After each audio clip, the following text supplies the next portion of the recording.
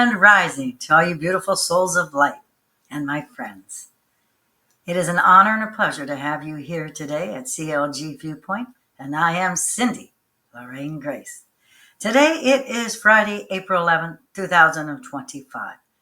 But in the Kingdom of Canada, the new calendar, it is Divina Vita, Divine Life, 10, year 0035. That's Divina Vita, Divine Life, 10-0035.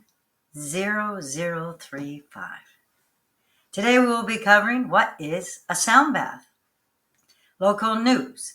Victoria man with thousands of child porn images, sentenced to 6.5 years in jail. 2 brazen home invasions shake residents in the Parksville area. Heritage Overhaul. Rising construction costs sends Ducks building developer back to the drawing board.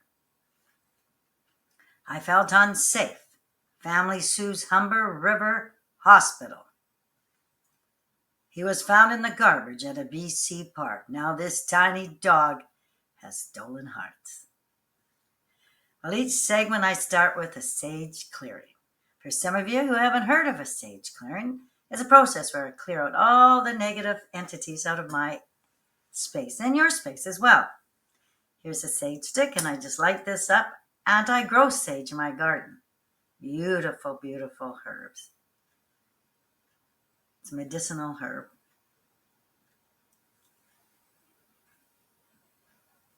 To all low energy entities, you are sent back to your perfect place. Only divine light and divine love is welcomed here. So it is.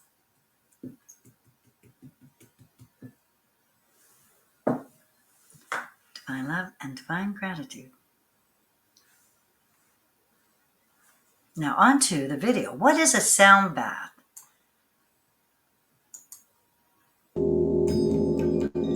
A sound bath is a meditative practice meant to inspire mental and physical healing from within. A sound bath invites us to bathe in the sound and the vibrations that come from various instruments. The healing aspect of a sound bath includes the ability for the body to relax so deeply that the natural healing properties of our bodies can do its work. Sound expert Rhonda Vroman explains how vibrations benefit the body, starting with bringing on deep relaxation. Crystal singing bowls are just one of the instruments you might hear. Their frequency is very in tune with different energy points in our bodies. It invites us to relax and let go in a way that few other modalities do. In that relaxed state, the frequencies of certain sounds target brain waves that open restorative energy channels throughout the body. Another instrument you might hear in a sound bath are koshi chimes. Their sounds can help restore balance to the nervous system. The sound vibrations lower the heart rate. They help reduce blood pressures. This helps create a harmonious balance in our bodies. As our nervous system relaxes, we can move into a state of more balance. Finally, you'll probably hear a gong at a sound bath because it can slow down our brain waves. They can lower them so much that we're in this heightened receptivity. They've all been created specifically to help us move into a meditative state. Alpha and theta brain waves are activated and can produce a trance-like state. And as we move into that state, we're able to access such powerful inner awareness and inner knowing of things we might not otherwise be able to tune into. And now we're meditating on the sounds of relaxation and healing. Victoria man, local news, with thousands of child porn images, sentenced to 6.5 years in jail. Check news written by Laura Brogham and Corey Sidaway, April 9, 2025. A Victoria man has been sentenced to 6.5 years in jail after being found in possession of almost 2,500 child sexual abuse material images, according to Victoria Police. Nothing short of horrific is how I would describe them, said Vic PD Deputy Chief Jamie McRae. Clayton Thomas Fletcher, 42 years of age, entered a guilty plea on March 27 for charges of possession of child pornography, importing or distributing child pornography, and sexual assault.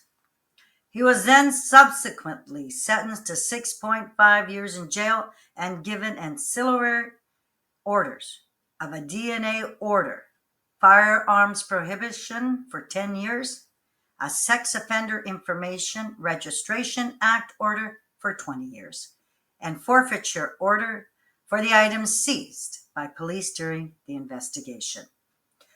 There wasn't much on background for him. I think that further demonstrates the seriousness of the crimes, with ultimately the judge giving such a serious sentence to someone who wasn't really on the radar or someone who doesn't have a significant background, said McRae. On to the video. The images, Victoria police say, are among the worst of the worst. Pictures showing the sexual abuse of children being distributed, even produced by a man in Victoria. Nothing short of horrific is how I would describe them. After a lengthy investigation, 42-year-old Clayton Thomas Fletcher pled guilty to possession of child pornography, importing or distributing child pornography, and sexual assault.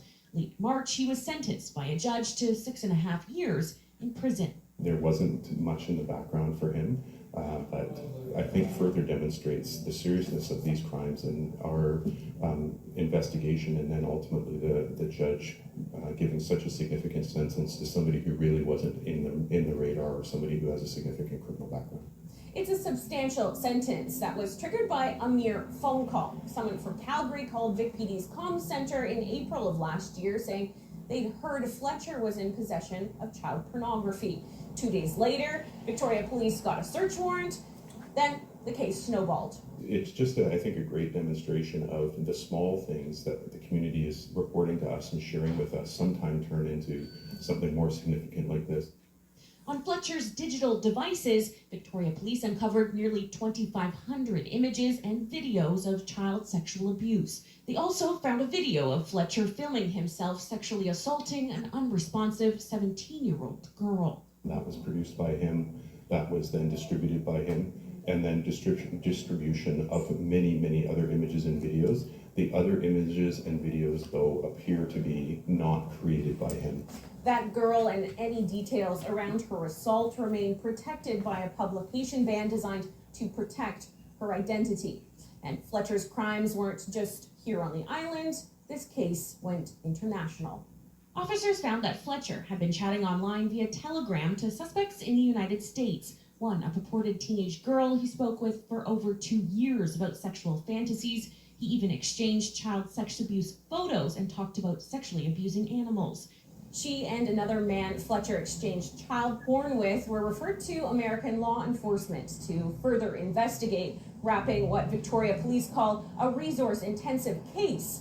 After serving his 6.5 years in prison, Fletcher will have to register as a sex offender for 20 years. My personal thoughts.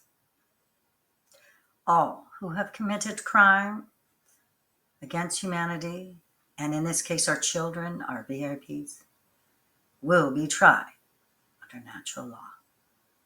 All will be held accountable. 2 brazen home invasions shake residents in the Parksville area. Check News written by Kendall Hansen, April 9th, 2025. New details are emerging about 2 home invasions that occurred within a short time frame and were in close proximity in the Parksville area. The 2 happened on March 25th and 31st, within 6 days of each other, and while police say they're not connected, both have left the victims and their neighbors shaken. He came through here 3:23 in the morning, said Nigel Grais, one of the home invasion victims. Grais shows where a young man broke into his rural property in Parksville's San Periel neighborhood, shattering his family's sense of safety. "It's your worst possible nightmare," he told Czech News. The dog barking woke Grais and his wife from a deep sleep. "My wife came down the stairs unclothed and discovered a man entering our back door, at which point she screamed out, ran back up the stairs. I was halfway down the stairs at that point," he said. What surprised them both was the man's audacity. Instead of running away, the intruder entered the unlocked back door, leading to a chaotic confrontation inside. "I ended up coming out the back door and left my wife inside with this man in the house," said Grais. "When I came back around the front yard, I discovered him at the front door trying to force his way into the house with my 5-foot-tall wife on the inside. So there's a physical altercation between him and my wife. She managed to slam the door on his hand, at which point he pulled it and she got the door closed." Grais says it felt like an eternity, but he kept the man on the front steps until his wife's call to 911 brought police with lights and sirens. Earlier home invasion. It comes 5 days after this home invasion caught on video surveillance, where a man in a car rams a garage in the River's Edge neighborhood. The man enters the home, wraps a chain around the homeowner's neck, and threatens to kill him. Eventually, the attacker, a complete stranger, is subdued until police arrive and arrest him. Robin Nicholas Wakeland, 32, has been charged with uttering threats, breaking and entering, and assault with a weapon. He's since been granted bail. The home invasions have everyone on the edge now because of what happened, and again, they're so close to each other, as far as proximity, said Al Brown, a River's Edge Block Watch member who says the Parksville area has always been safe until recently. Police confirm to Czech News that the two break-ins are not related. Oceanside RCMP said in Grais' incident, officers found a disoriented and intoxicated teen and released them into the care of their parents. Those in the area remain on high alert. "I've never heard of this many incidences in a year, let alone in 2 weeks. It's insane," said Grais. The Grais say their sense of safety in their home has been lost to the point they've been talking about moving. And on to the video. He came through here, 3:23 in the morning. Nigel Grais shows where a young man broke into his rural property in Parksville's San Periel neighborhood, shattering his family's sense of safety. It's your worst possible nightmare. The dog barking woke Grais and his wife from their sleep. So my wife came down the stairs, unclothed, and discovered a man entering our back door, at which point she screamed out, ran back up the stairs. I was halfway down the stairs at that point. But instead of running away, the intruder enters the unlocked back door, leading to a chaotic confrontation inside. So I ended up coming out the back door and left my wife inside with this man in my house. When I came around the front yard, I discovered him at the front door, trying to force his way back into the house with my 5-foot-tall wife on the inside. So there's a physical altercation between him and my wife. She managed to slam the door on his hand, at which point he pulled it and she got the door closed. Grais says it felt like an eternity, but he kept the man on the front steps until his wife's call to 911 brought police with lights and sirens. It comes 5 days after this home invasion caught on video surveillance, where a man in a car rams a garage in the River's Edge neighborhood. The man then enters the home, wraps a chain around the homeowner's neck, and threatens to kill him. Eventually, the attacker, a complete stranger, is subdued until police arrive and arrest him. 32-year-old Robin Nicholas Wakeling has been charged with uttering threats, break and enter, and assault with a weapon. He's since been granted bail. The home invasion has everybody on the edge now because of what happened, and again, we're so close to each other as far as proximity. But police confirmed to Czech News the two break-ins are not related. Oceanside RCMP saying in Grais incident, officers found a disoriented and intoxicated teen and released them into the care of their parents, but those in the area remain on high alert. I've never even heard of this many incidents in a year, let alone in 2 weeks. It's insane. And the Grais say their sense of safety in their home has been lost, to the point they've even talked about moving. My personal thoughts.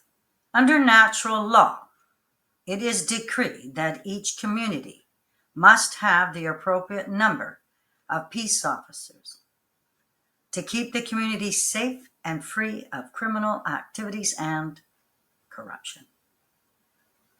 Heritage Overhaul. Rising construction costs send Ducks building developer back to the drawing board. CTV News, written by Jordan Cunningham, April 9, 2025. It's an exoskeleton of girders and beams that's required to uphold tradition in downtown Victoria, and a transition is well underway in the 600 block of Broad Street. But don't be afraid to walk in the shadow of the facade of the Ducks building.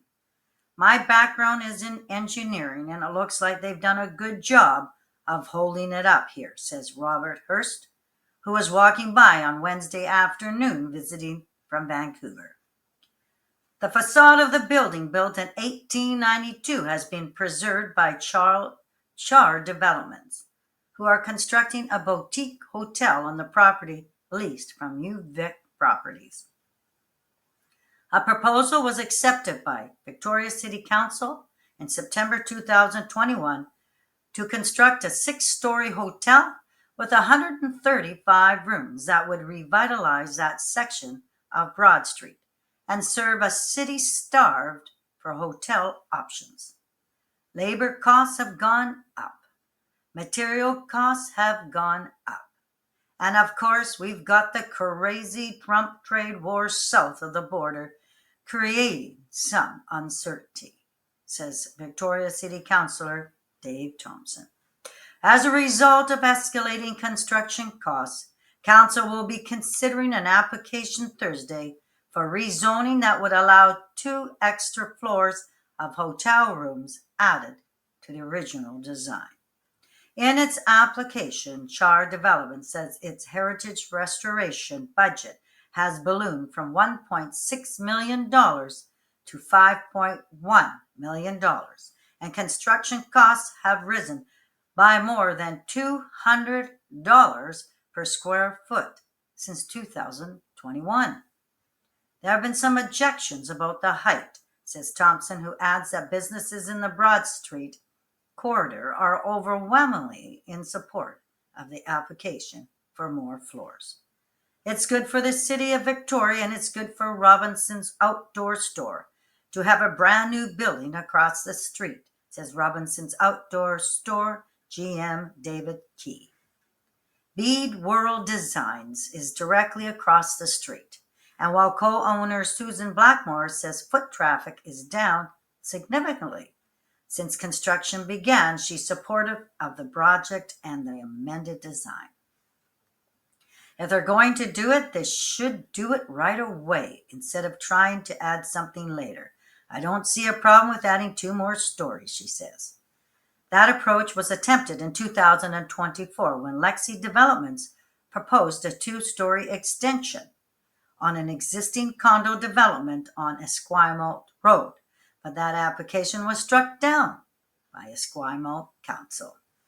Char Development's new application includes the installation of new lighting on Broad Street, as well as the purchase of $50,000 of local art to be displayed inside the hotel. And on to the video.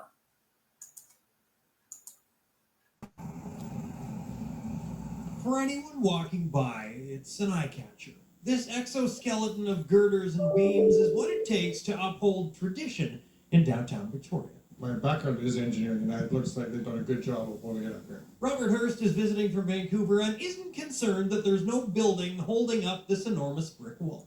Kind of seems like it's defying the laws of physics to someone like me who doesn't know anything. I think you should go back to grade 5. That thing is not going to fall down.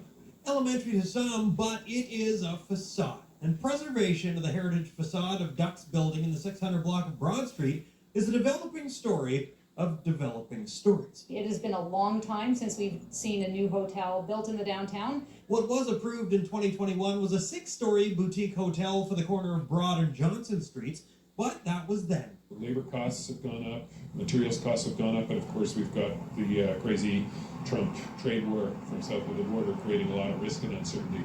The developer, Chart Developments, has submitted an application for rezoning, allowing for 2 additional floors of hotel rooms to make it more financially viable. In its application, Chart says its heritage restoration budget has ballooned from $1.6 million to $5.1 million, with construction costs rising by more than $200 per square foot since 2021. The new 8-story proposal goes in front of Victoria City Council tomorrow. There have been some objections about the height. But Thompson says there's been overwhelming support for the application, including from businesses who are front row to the facelift. It's good for the city of Victoria. It's good for Robinson's Outdoor Store to have a brand new building across the street in a couple of years' time. If they're going to do it, they should do it right away instead of trying to add something later. So yeah, I mean, they're already building it, so I don't see a problem adding a couple more floors. That approach was taken last year when Vancouver-based Lexi Developments tried to add 2 stories onto an existing build, but that application was struck down by Esquimalt Council. This application includes new lighting on Broad Street and local art installations. I think it'll revitalize this block for sure, and there's more hotels needed. So for now, the structural support's in place. It's the city support that's needed. Personal thoughts. The proposal was accepted by Victoria City Council in September 2021. And still today, April 2025, it's not completed. Seems to be a lot of roadblocks. I felt unsafe. Family sues Humber River Hospital, claiming staff did nothing when daughter reported sexual assault. CTV News, written by Allison Hurst, April 10, 2025. A family is suing Humber River Hospital, claiming staff did nothing when their daughter reported being sexually harassed and assaulted by another patient while in their care. Throughout the whole time, I felt unsafe, the girl said about her nearly month-long stay at the Toronto hospital from early July to August in 2018. I didn't trust my parents. I didn't trust anyone at the hospital. She was 14 years old at the time. According to the statement of claim reviewed by CTV News Toronto, another patient, identified as IB, who was 17 years old at the time, started a targeted campaign of sexual harassment and coercion, and that if she didn't comply, he would report her computer use to hospital staff. She said she reported their harassment to staff, but whenever she said anything, it was just dismissed. The statement of claim says IB was subsequently charged under the Youth Criminal Justice Act in respect of his transgressions against IM and convicted of several offenses, including extortion, uttering threats, and sexual assault. They really trusted this other person. He had been their patient for a longer amount of time, she said. They trusted him with computer privileges. They didn't trust me. Her mother only found out what was going on when lawyers drafted the statement of claim. It was really hard to believe because we put trust in the care team. Her mother, who CTV News is not naming due to publication ban, said 24/7 nursing care, child youth workers always there, did not see this, did not stop this. In one meeting, her mother said she was told her daughter was having a consensual relationship with another patient. That was a big red flag, said the girl's mom. I was just like, that can't be right. And they were like, we can't discuss this. It's confidential. During her stay at the hospital, the girl pleaded with her parents to leave. I felt like I had no rights there. I just felt like a literal animal, she said. She described how one time she was upset after her mother left and didn't bring her home. I was just sitting silently in the hallway crying, and staff called security on me. And they picked me up, and they do so much that's so unnecessary. Over a long weekend, she was taken out of the hospital on a supervised visit to the movie theater at the Yorkdale Shopping Center. The 14-year-old escaped from the 2 staff members charged with her care without a phone or money. On to the video. While being treated as an inpatient at Humber River Hospital, a girl 14 years old at the time says she was sexually assaulted by another patient and claims complaints to staff were ignored.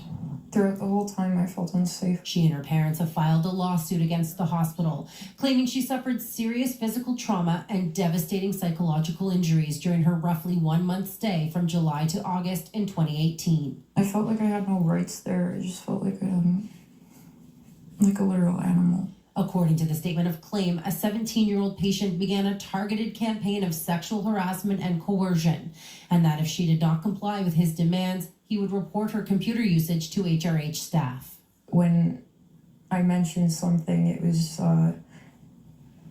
was usually like dismissed.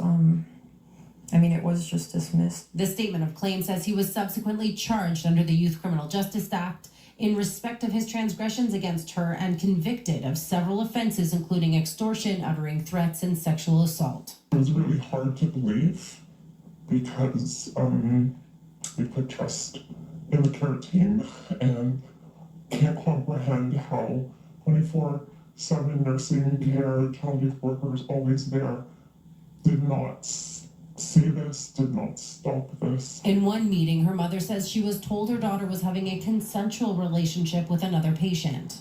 That was like a big red flag, and I was just like, that can't be right. And then they were like, well, we can't discuss this, it's confidential. During her stay at the hospital, the girl pleaded with her parents to leave. I'm horrified. When I found out a year ago what happened, I just wanted to vomit. I just couldn't breathe. Then, on a supervised visit to the movie theater at Yorkdale, the 14-year-old escaped from the 2 staff members charged with her care without a phone or money. I just wanted to get far away from these people. According to the statement of claim, while she was out in the community, she was lured into a home of a male who promised to let her use his phone. He forced himself upon her and sexually assaulted her.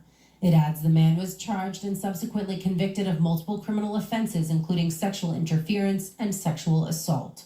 When I gave consent to the doctor basically reassured me that my daughter would be safe. The claims have not been proven in court. In a statement to CTV News, a spokesperson for Humber River Hospital says we are unable to comment on patient matters.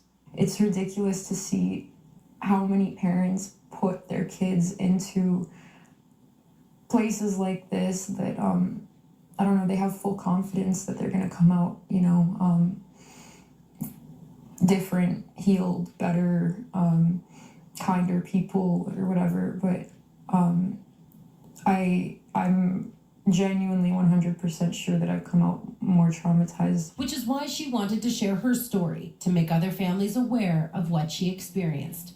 Allison Hurst, CTV News. My personal thoughts. The core of this issue was that the sexual complaint from the youth was not taken seriously. Not one staff listened to the needs of the child. Absolutely horrendous. For this child, our VIP had to endure. A complete forensic audit under natural law should be implemented as soon as possible. He was found in the garbage at a BC park. Now this tiny dog has stolen hearts. Global News, written by Amy Judd and Alicia Thibault, April 9, 2025. He's a little dog that has received a huge amount of love. He had surgery last night around 3 a.m. on his left leg, and his rear left leg. Oscar's guardian, Lori Schultz, said. So they put a plate in the front on his left leg because it was broken under the ulnar bone. So his right below the elbow was broken, so they put a plate in there. She also said he had a hip replacement on the same side that needed fixing. He's a tough little cookie. He's very resilient with everything he's been through. Last week, Terry Sparrow and his fiancée were out for a Wednesday evening stroll near Camosun Bog at Pacific Spirit Park when they made a disturbing discovery. Sparrow went to spit out his gum when they saw a toy poodle lying on top of the garbage. It appeared as if someone had thrown Oscar away. Shield took over Oscar's care and took him to Canada West Veterinary Specialists and Critical Care Hospital in Vancouver for treatment. The support is overwhelming, and it's amazing, she said. Oscar sure has stolen the hearts of everybody. Schultz said she has received messages from people around the world, and donations have been pouring in to help. She said Oscar's care could cost about $14,000 by the time he has undergone surgeries and treatment. I'll be taking some time off work and looking after him 24/7, Schultz said. She is not yet sure if she will adopt Oscar or put him up for adoption when he is healthy again. We'll see, she said. So far, there are no leads about what happened to Oscar, but Schultz is hoping someone who knows something will come forward. On to the video. Just at the moment going to be resting with us for a couple of days. This tiny dog has just been through a very big ordeal. The miniature poodle is named Oscar, after Oscar the Grouch. A couple found him dumped in a garbage can at Pacific Spirit Park last week and called their friend Lori Schultz, a dog rescuer, for help. He's a tough little cookie. I mean, he's very resilient, and for everything he's been through, he has a lot of fight in him and the will to live, for sure. His injuries were significant. Multiple rib fractures, a hip dislocation, and signs of a previous fracture in one leg, and a fractured elbow in another leg, which required insertion of a plate. The plate itself is really small, has 6 little holes in it, and the screws are actually only 1.6 millimeters in diameter because he's such a little guy. Vets say some injuries were months, even years old, but his rib and elbow were the result of recent blunt force trauma. It wasn't very clear that this was an impact from a car, and honestly, the kind of injury to his elbow would typically be less associated with that. Oscar is believed to be 10 years old, and his story has captured the hearts of people around the world, leading to around $7,000 in donations. I've gotten messages from Ireland, messages from Australia, people from Alberta. Yeah, it's a lot of people are rooting for him and loving him and caring for him. The funds helping to cover some of the roughly $14,000 vet bill, the rest paid for by Canada West. There's still no word on how Oscar ended up in the garbage can. He had no collar and his microchip unregistered. Both the RCMP and BCSPCA are investigating. Personal thoughts. A huge thank you for Terry Sparrow and his fiancée for finding injured Oscar, and for the community getting together to making sure that Oscar's wellness needs are being met. Much love and kindness for sweet Oscar. So adorable. I am Cindy Lorraine Grais of CLG View Point, and I thank you so much from the bottom of my heart for you being here today with me. If you feel compelled to, please share this video. And now I come to the end to a video that I put together. Have a truly wonderful day and see you on Divina Vita, Divine Life, Day 13, Year 0035, Monday, April 13th, 2025.